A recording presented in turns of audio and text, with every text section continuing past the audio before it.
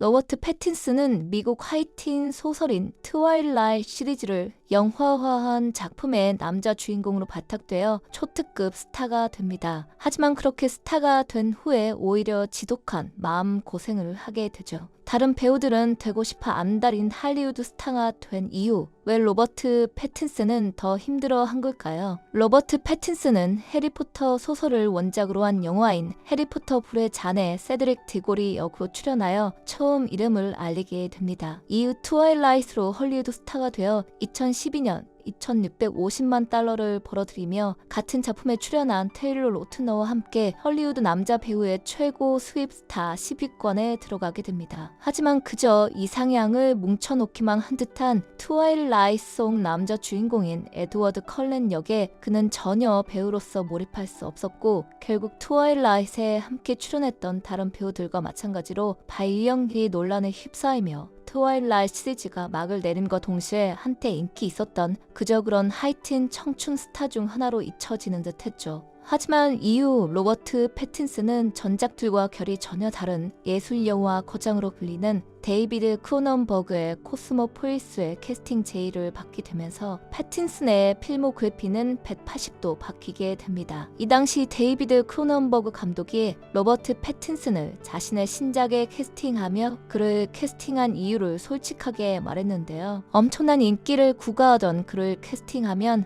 투자받기가 수월할 것 같아서였다고 합니다. 로버트 패틴슨은 이 작품에서 그의 연기를 향한 열정을 폭발시켜 아무도 기대하지 않았던 열연을 보여주었고 1시간 49분 동안 계속 등장해야 하는 이 작품에서 보여준 안정적인 연기력은 호불호가 갈린 영화의 작품성과 별개로 데이비드 크로넨버그 감독의 차기작은 물론 이후 다른 거장 감독들과 작업한 데도 큰 밑거름이 됩니다. 하지만 연기에 대한 목마름이 해결되자 그에게 또 다른 시련이 찾아옵니다. 트와일라이트 출연 이후로 상상도 할 수 없었던 거장들과 연이어 독립, 예술 영화를 작업하며 뛰어난 연기력을 인정받게 되자 오히려 헐리우드 제작사들에게서의 영화 캐스팅 제의가 뚝 끊기게 된 것입니다. 이때 그는 처음으로 이 업계에서 크나큰 공포를 느끼게 됩니다. 분명 많은 영화에 출연하고 그 작품들이 다 좋은 평가를 받았음에도 쓰레기 영화에 출연한 것 마냥 연초에 아무런 일이 없었다고 합니다. 매니저가 그에게 이유를 말해주길 메이저 스튜디오 관계자들이 더 이상 패틴슨이 상업 영화에 출연하지 않겠구나 생각해 더 이상 캐스팅 건으로 연락하지 않았다는 건데요.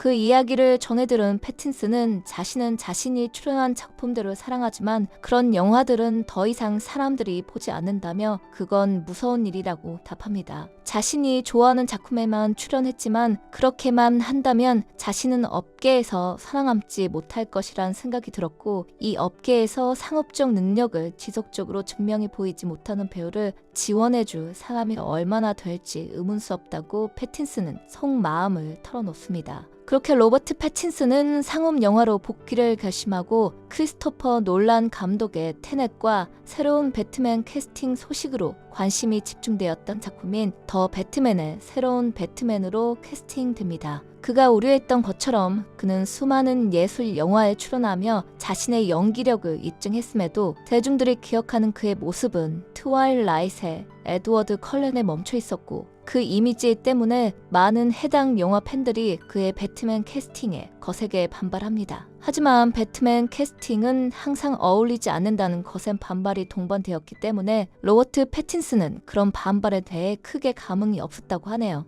당연하게도 그는 두 작품 모두에서 연기력으로 자신의 존재 가치를 입증했고 이 두 작품에서의 호연으로 그와는 연이 없을 것 같았던 남성 팬들을 다수 흡수하게 됩니다. 2022년 1월 로버트 패틴슨은 봉준호 감독의 기생충 이후 차기작인 미키 17의 주연으로 캐스팅됩니다. 2021년 후반경에 열렸던 아담 맥케이 감독의 돈 룩업의 스크리닝에 참석할 때 로버트 패틴슨과 만나고 인상 깊었던 봉준호 감독이 곧바로 다음 달인 2021년 12월에 워너 브라더스와 상의해 캐스팅 제안을 했다고 하네요. 미키 17의 개봉이 가까워지며 한 인터뷰에서 봉준호 감독은 각본을 쓸 때부터 로버트 패틴슨을 염두에 뒀으며 그와 함께 영화를 만든 경험이 매우 즐거웠다며 소회를 밝혔습니다. 로버트 패틴슨은 미키 17에서 1인 2역을 연기하며 같은 장면을 여러 번 찍지 않고 한 번만 찍고 다음으로 넘어가는 봉준호 감독의 작업 스타일에 놀랍고